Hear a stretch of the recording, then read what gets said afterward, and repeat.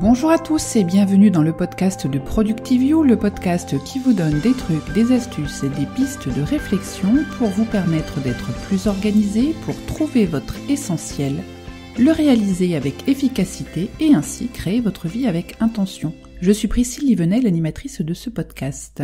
Vous retrouverez toutes les notes de cet épisode sur le blog productivio.com, catégorie podcast. Vous pouvez partager ce podcast, le liker, mettre une note, une revue sur iTunes afin de le faire connaître.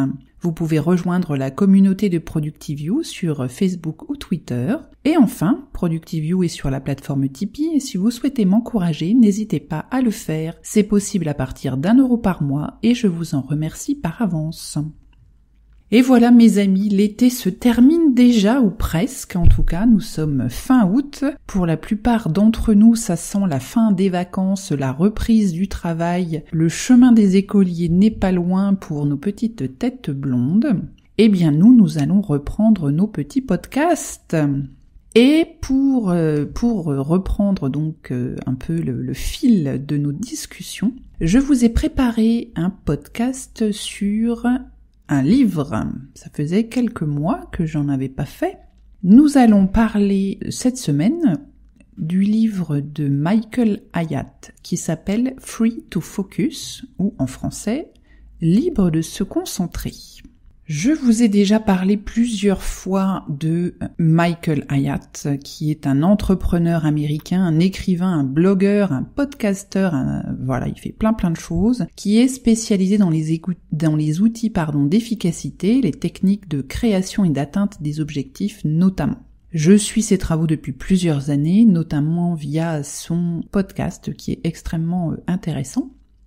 Ce livre, donc, c'est son avant-dernier, puisqu'il vient d'en écrire un dernier, mais donc son avant-dernier qui est sorti en début d'année. C'est Michael Hyatt qui a créé le concept de Leader Book, dont je vous ai déjà parlé. Tous les mois, il nous envoie une recommandation de lecture, avec un guide de lecture permettant de lire un livre par mois au moins, ainsi qu'un guide d'application si on souhaite mettre en place les enseignements trouvés dans le livre. Moi, je suis ce Leader Book, c'est extrêmement intéressant et d'ailleurs, beaucoup des lectures dont je vous ai fait part sont issues de ce que j'ai lu via ce concept de Leader Book extrêmement intéressant. Ça nous force un peu à travailler, on a des objectifs de lire un certain nombre de chapitres ou de pages par jour, c'est motivant. Et puis il y a une plateforme qui accompagne tout ça, enfin bref, je vais pas vous faire l'article, après tout, ce n'est pas mon métier. Donc dans ce dernier livre, Free to Focus, Michael Hyatt nous parle de sa technique à lui d'efficacité. Le livre est divisé en 3 parties. Une première partie qui s'appelle Stop, qui encourage les lecteurs à s'arrêter avant de faire autre chose. Avant de pouvoir déterminer la meilleure façon de résoudre les problèmes de productivité, nous devons déterminer le but de la productivité et pourquoi nous travaillons même en premier lieu. Jusqu'à ce que nous sachions pourquoi nous travaillons, la manière dont nous travaillons importera peu. Dans cette section, vous apprendrez à formuler, évaluer et vous régénérer. La deuxième partie s'appelle Couper. Elle examine à quoi devraient ressembler les prochaines étapes une fois que nous aurons déterminé le pourquoi de notre travail. Il est temps de couper. Vous découvrirez que ce que vous ne faites pas est tout aussi important pour la productivité que ce que vous faites. Dans cette section, vous travaillerez sur éliminer, automatiser et déléguer. La troisième partie s'appelle Agir. Accélérez votre productivité une fois que vous avez identifié votre pourquoi et éliminé les éléments non essentiels. Vous apprendrez à réaliser des tâches à fort effet de levier en moins de temps et moins de stress en consolidant, désignant et activant. Herbert Simon a dit « L'information consomme l'attention de ses receveurs, la richesse de l'information crée la pauvreté de l'attention. » Alors que l'information gratuite est partout, la capacité de concentration devient une denrée rare dans le monde du travail. Et de fait, notre attention est spammée à longueur de nos journées de travail. Alors que nous avons toujours plus à faire, notre attention est morcelée tout au long de la journée. Un travailleur est dérangé en moyenne toutes les 3 minutes par un mail, un SMS, un appel, un collègue, etc. Ce qui nous conduit à faire de grandes quantités de micro-tâches tous les jours et à ne pas nous concentrer suffisamment sur les tâches longues et importantes. Mais au-delà de toutes les tâches professionnelles que nous n'avons pas le temps de faire, de tous les projets qui prennent du retard, il y a un autre coût derrière toutes ces perturbations. Le coût de la frustration des talents jamais utilisés, des rêves jamais atteints, des objectifs abandonnés. Et quoi qu'on fasse, la course ne semble jamais s'arrêter. Nombreux sont les cadres et salariés qui traitent leur email le soir ou le week-end juste pour tenter de ne pas en avoir trop le lendemain.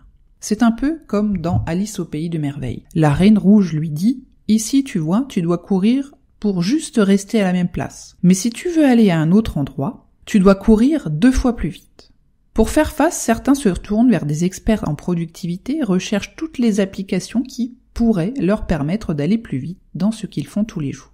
Mais comme vous le savez, la productivité ne vient pas de tout faire plus vite, mais de faire ce qui est réellement important.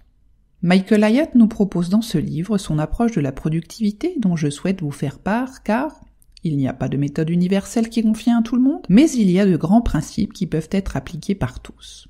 Voici donc une approche qui, vous le verrez, reprend les grands principes dont nous avons déjà parlé ensemble. Alors, première partie, s'arrêter. Dans cette partie, nous allons définir et formuler ce qu'est la productivité pour nous-mêmes. La course à l'efficacité et la productivité peut sembler sans fin. Un peu comme si nous étions alimentés en permanence par un convoyeur, nous apportant des choses à faire et que nous essayons de faire au fil de l'eau pour éviter que le convoyeur ne se bloque. Mais voilà, la plupart du temps, les personnes qui alimentent ce convoyeur, voyant que nous arrivons à suivre le rythme, ont tendance à accélérer le rythme et à en mettre toujours plus. Bien sûr, il y a des lieux communs qui nous disent que la productivité est liée à l'efficacité et particulièrement la rapidité à laquelle nous faisons les choses. Il est courant de considérer que la productivité se mesure à la quantité de choses faites, autrement, aller plus vite et faire encore et toujours plus. Et bien sûr, la technologie nous aide à en faire toujours plus. Pour les plus âgés qui ont commencé à travailler dans les dernières décades du siècle dernier, qui aurait pu imaginer que nous aurions des appels dans notre voiture, ferions des réunions avec des gens au bout du monde à n'importe quelle heure du jour et de la nuit, pourrions envoyer des informations urgentes ou non, tout en étant dans le train ou bien en faisant nos courses. Alors effectivement, nous pourrions croire que grâce à tout un tas d'applications, nous allons pouvoir en faire toujours plus et passer notre temps en quête du Graal de l'application pour devenir les maîtres Yoda du smartphone. Michael Hyatt nous dit, en théorie, nous pouvons être plus efficaces qu'à n'importe quel autre moment de l'histoire. Pour Michael Hyatt, la productivité devrait plutôt nous libérer pour nous consacrer à ce qui est le plus important pour nous. Voilà qui est un objectif que je partage bien volontiers. Il décline cela en plusieurs points. La liberté de se concentrer. La liberté d'être présent. La liberté d'être spontané. La liberté de ne rien faire. La productivité n'est pas une question de faire plus de choses, mais c'est une question de faire les choses qui doivent être faites avec efficacité et seulement celles-là. C'est en fait être plus efficace en faisant moins. C'est une question de vision personnelle et plus encore d'état d'esprit. Toutes les applications de la Terre ou méthodes d'organisation ne vous permettront pas de changer votre vision de la productivité réelle. C'est dans votre tête qu'il faut commencer à instiller le changement. Commençons par exemple à réfléchir à ce que nous pourrions faire avec du temps libre supplémentaire, quels projets personnels nous pourrions mener à bien, quels talents nous avons étouffés toutes ces années et qui pourraient renaître. C'est en fait rechercher le pourquoi nous voulons mener une démarche d'amélioration de notre productivité. Et comme pour tout objectif, une fois que nous avons identifié le pourquoi, il devient de suite plus simple de mettre en place les actions nécessaires pour pouvoir atteindre cet objectif. Il s'agit de se créer une vision claire et précise de ce que nous souhaitons faire de notre vie et pourquoi est-ce que cela a de l'importance pour nous. C'est en quelque sorte définir son propre idéal de la productivité. Michael Hyatt nous dit « Nous devrions définir notre vie personnelle en premier et construire ensuite notre vie professionnelle autour pour atteindre nos objectifs de style de vie. » Évaluer. Après avoir défini où nous souhaitons aller, il faut définir où nous sommes. Michael Hyatt introduit un outil appelé le compas de la liberté. Cet outil se compose de 4 cases. Les corvées, ce sont les choses que l'on déteste et on n'est pas spécialement doué. Le désintérêt, ce sont des tâches où on est assez doué mais on n'aime pas vraiment. Michael Hyatt nous dit, si nous ne sommes pas attentifs, nous pouvons rester coincés dans la zone de désintérêt pendant des années parce que c'est ce qui paie les factures. La distraction, c'est une zone piège car on aime bien, voire on est passionné, mais tout le monde s'accorde à dire, sauf nous, qu'on n'est pas super efficace.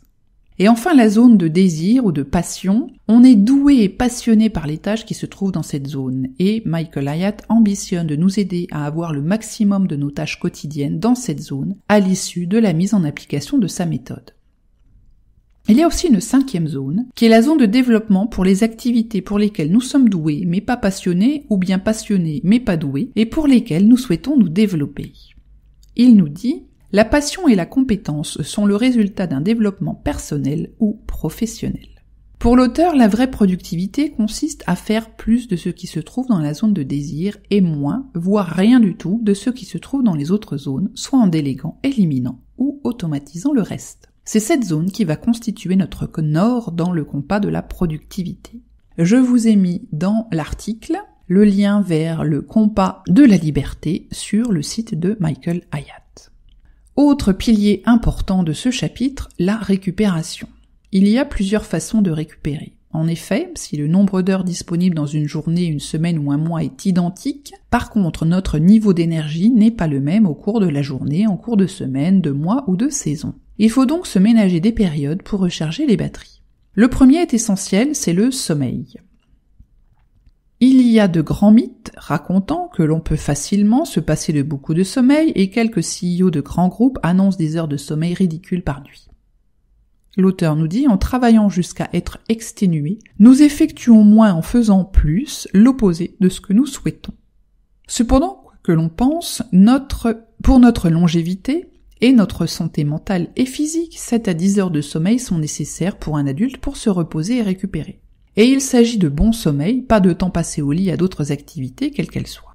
Vient ensuite la nourriture. C'est l'autre pilier important car la faim ou le manque de certains aliments peut entamer notre efficacité. Prendre des pauses pour déjeuner et ainsi faire une coupure qui nous aidera à mieux nous concentrer dans l'après-midi est important. Se soucier des qualités nutritives de ce que nous absorbons et se trouver une diète adaptée à notre âge et à notre état de santé est aussi essentiel. Bouger. L'activité physique est pleine de bienfaits, non seulement pour notre santé en réduisant notre niveau de stress, le risque de surpoids, réduire les maladies cardiovasculaires et le cancer, mais c'est aussi un puissant outil pour booster notre réflexion et augmenter notre énergie. Souvent, on se dit qu'on ne va pas aller faire notre séance de sport parce qu'on n'a pas assez d'énergie, alors qu'en fait, c'est la séance qui va nous procurer de l'énergie. Et plus notre séance a lieu tôt dans la journée, et meilleur ce sera pour notre niveau d'énergie pour toute la journée. L'auteur nous dit: l'exercice ne renforce pas seulement notre corps, mais aussi notre esprit. L'activité physique prépare notre cerveau à créer à un meilleur niveau. Les relations. Le psychologue Henry Cloud, dans son livre Le pouvoir des autres, dit: il est indéniable que notre succès dans la vie et dans les affaires dépend non seulement de ce que nous faisons et comment nous le faisons, mais aussi de qui le fait avec nous ou pour nous.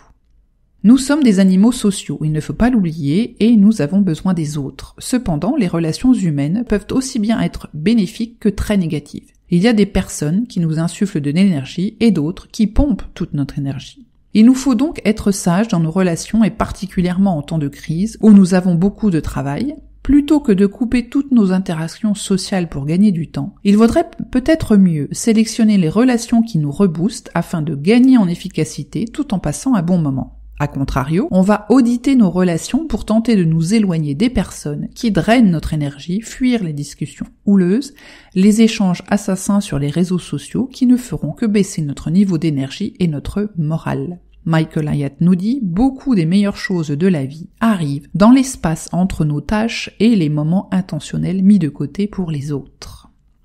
Jouer, la détente, le jeu, la pratique d'un sport, d'un art plastique, la randonnée, jouer avec son chien, faire les fous avec nos enfants sont autant d'activités qui permettent à notre cerveau de se relaxer et qui en même temps nous permet de développer notre capacité à résoudre des problèmes, atteindre nos objectifs et tenir nos engagements. Passer son temps à travailler encore et toujours est contre-productif, inefficace et réduit la créativité.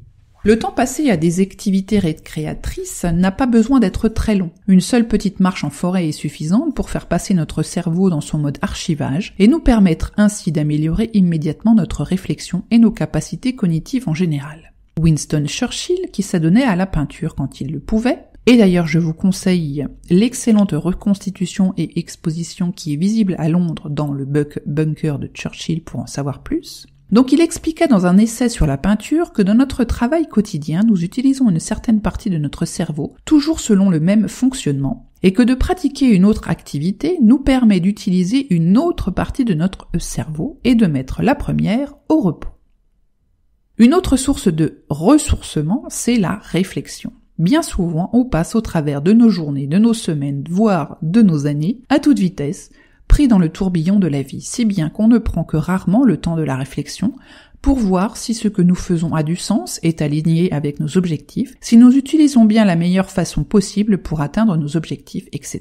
Passer quelques minutes tous les jours à réfléchir, écrire un journal en se questionnant sur la journée par exemple, va nous aider aussi à restaurer notre énergie. Débrancher. Michael Hyatt ne fait pas exception quand il s'agit de prôner la déconnexion intentionnelle. Il propose 4 moyens d'y parvenir. Pendant les temps de pause, il est important de ne pas penser au travail afin d'être pleinement présent avec nos proches et notre entourage. Cela rappelle bien évidemment des lectures précédentes. Par ailleurs, le fait d'avoir notre esprit libre, car nous avons un système en place très efficace comme la méthode GTD, nous aidera très certainement à être pleinement présent pendant nos temps de coupure. Il conseille aussi de ne faire aucun travail, c'est-à-dire de ne pas être disponible du tout pour le travail pendant cette période. Il conseille de ne parler du travail avec personne. C'est vrai que parfois, durant nos rencontres pendant le week-end, nous pouvons avoir tendance à parler du travail avec certaines personnes, mais cela ne va pas forcément nous aider à nous déconnecter. À moins bien sûr que nous discutions à bon escient avec une personne qui peut nous aider à résoudre un problème professionnel.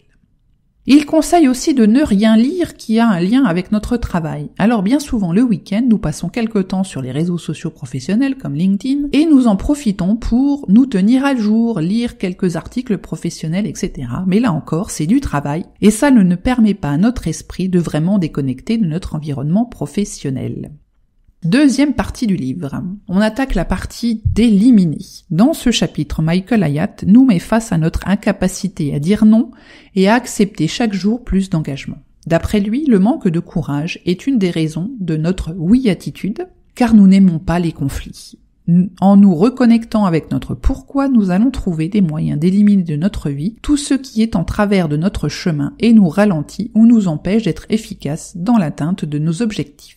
Comme nous l'avons vu plusieurs fois, le temps est une ressource finie. Nous avons tous 168 heures dans une semaine, et quoi que nous fassions, cela ne change pas. Si notre emploi du temps est totalement rempli, à chaque fois que nous allons dire oui pour une chose qui n'est pas dans notre agenda, alors nous dirons non à une chose qui est dans notre agenda. Michael Hyatt nous dit, même si nous détestons dire non, nous devons comprendre que chaque oui contient un non. Michael Hyatt nous dit « oui » et « non » sont les 2 mots les plus puissants en productivité.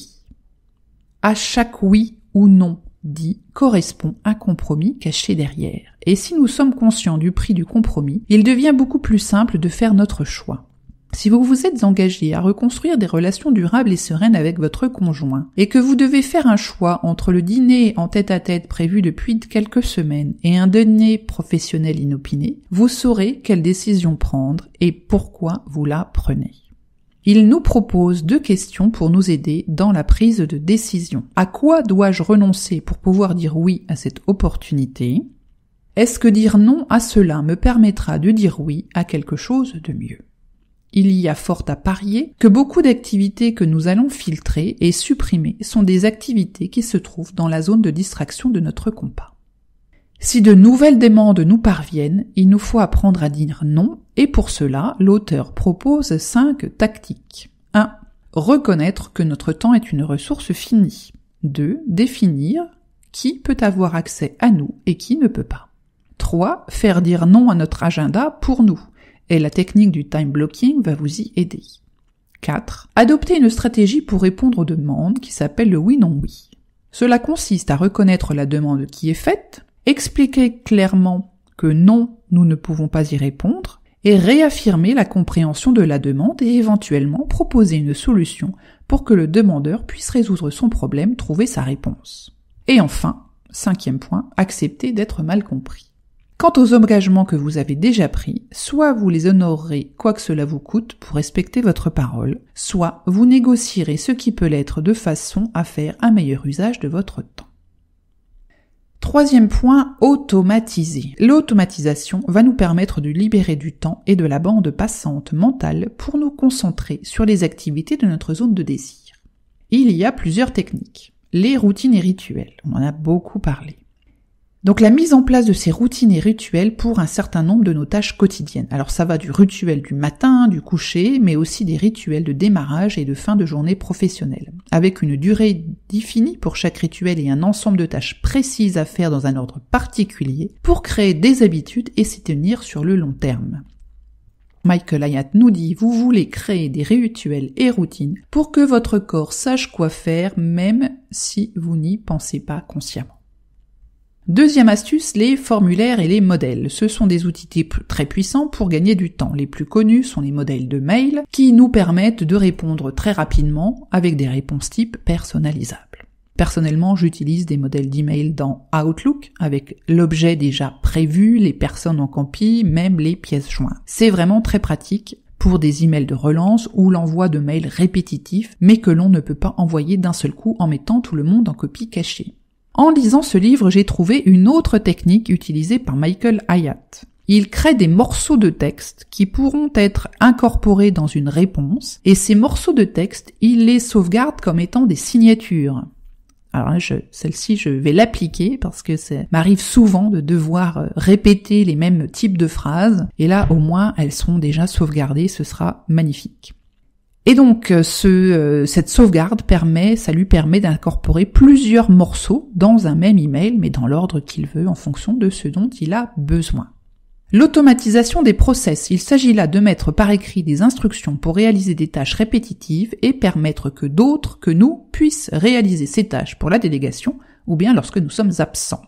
Il nous dit l'automatisation signifie résoudre un problème une fois et mettre la solution en pilote automatique. Enfin, les outils d'automatisation, il s'agit plus d'applications de logiciels que nous allons utiliser pour optimiser notre temps, comme des gestionnaires de tâches, des applications de mails qui permettent de filtrer les mails et de les ranger automatiquement dans des répertoires appropriés. Mais il peut aussi s'agir d'apprendre à utiliser des raccourcis de clavier, d'utiliser des applications qui permettent de créer des raccourcis pour insérer des signatures, des liens web, des paragraphes, ou encore créer des vidéos de ce que vous faites sur un écran pour l'incorporer dans une fiche d'instruction par exemple.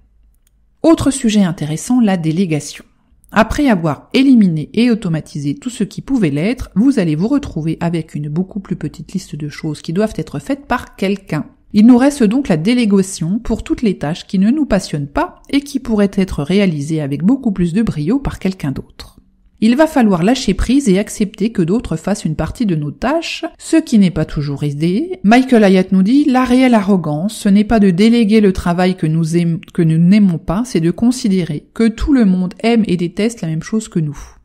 Parfois nous nous retrochons derrière diverses excuses pour ne pas déléguer. Vous ne trouvez personne à la hauteur, c'est trop long à expliquer, vous n'avez pas les moyens. D'après Michael Hyatt, tout cela est bon à jeter. Tout ce qui est accompli dans notre zone de désir est beaucoup plus profitable que tout le reste et permet notamment de financer un assistant, par exemple. Les principales tâches à déléguer sont celles qui se trouvent dans la zone où nous ne sommes ni efficaces ni passionnés. Viennent ensuite celles qui se trouvent dans notre zone de désintérêt et enfin celles qui sont dans la zone de distraction. Ensuite, il faut trouver la meilleure personne, c'est-à-dire une personne pour qui ces tâches se trouvent idéalement dans la zone de désir. Puis les personnes seront formées avec le support des instructions que vous aurez consciencieusement créées. Vient ensuite la fourniture des outils nécessaires pour remplir les tâches correctement, la définition du niveau de délégation, il faut vraiment que ce soit bien clair. Est-ce que vous demandez la création d'un rapport quotidien ou bien la création du rapport, ainsi que l'envoi à une liste diffusion définie avec un résumé et les points principaux à retenir par exemple. Il faut ensuite laisser la personne travailler et éviter de micromanager, et enfin lui faire un retour régulier sur sa performance. Dans toute délégation, il y a des niveaux. En l'occurrence, Michael Hyatt en met en évidence 5. Premier niveau. Il s'agit de suivre les instructions à la lettre. Vous avez défini ce dont vous avez besoin comme résultat, avec quels outils et comment. La personne doit juste exécuter la liste des tâches. Le niveau 2. Vous demandez à faire des recherches sur un sujet précis et de vous faire un retour sur les résultats. Ensuite, vous discuterez ensemble des options, vous prendrez vous-même une décision sur les prochaines actions à prendre. Le niveau 3. Vous demandez à ce que des recherches soient faites sur un sujet avec la définition d'une liste d'options, les pour et les contre de chaque option et une recommandation à la fin. Ensuite, si les résultats vous ont convaincu, vous prendrez une décision sur les actions suivantes. Cela s'applique particulièrement pour un leader en formation sous forme de mentoring. Le niveau 4. Alors cela reprend le niveau 3, mais en plus vous demandez à la personne de prendre une décision lui-même, de passer à l'action et de vous tenir au courant des progrès sur le sujet. Cela s'adresse à de jeunes leaders qui commencent à prendre de l'ampleur. Enfin, le niveau 5, c'est comme le niveau 4, sauf que la personne n'a pas besoin de venir vous rendre compte de progrès. Vous la laissez libre de ses choix, options, actions, tant que le résultat est atteint. La délégation permet de racheter notre propre temps pour l'utiliser là où nous sommes le meilleur et le plus efficace. Si chaque personne de votre équipe travaille dans sa zone de désir, ou du moins pour la plus grande partie de ses tâches quotidiennes, le résultat de votre entreprise ne pourra que s'améliorer. Troisième partie du livre. Après nous être arrêtés pour identifier notre vie souhaitée et avoir éliminé, automatisé et délégué, il est temps de passer à l'action et de pousser notre productivité à un niveau supérieur. Et là, on va apprendre à consolider. Dans cette partie, Michael Hyatt rappelle les dangers du pseudo-multitasking et nous encourage à utiliser le travail par batch. Il nous dit: quand nous pratiquons le multitasking, nous compromettons notre capacité à décider ce qui est pertinent de ce qui ne l'est pas. Nous recommençons à perdre du temps avec des informations inutiles qui nous placent dans une spirale négative en augmentant notre taux d'occupation et en réduisant nos résultats. On connaît les batchs de tâches similaires comme répondre aux mails, faire des rapports, mais Michael Hyatt suggère aussi de réserver des journées entières pour mettre par exemple toutes les réunions de la semaine dans une journée au lieu d'avoir un agenda émaillé de réunions avec de grandes difficultés ensuite pour trouver de la place pour mettre des plages de travail profonds et intensifs d'une durée suffisante. Cela n'est pas sans rappeler le livre de Cal Newport, Deep Work, dont nous avons parlé il y a quelques mois. Ce type d'organisation doit être déployé au niveau d'une équipe pour que cela fonctionne mieux et que chacun puisse en tirer les bénéfices.